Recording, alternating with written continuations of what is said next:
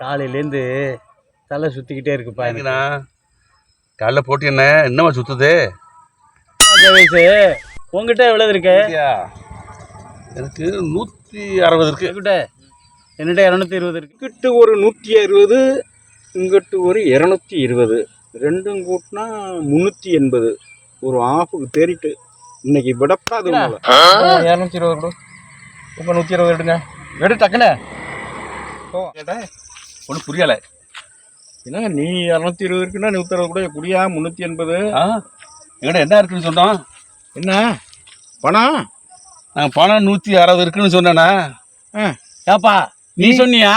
நீ 220 ரூபா பணம் இருக்குன்னு சொன்னியா? இல்லையா, 220 இருக்குன்னு சொன்னேன். என்ன இருக்கு 220?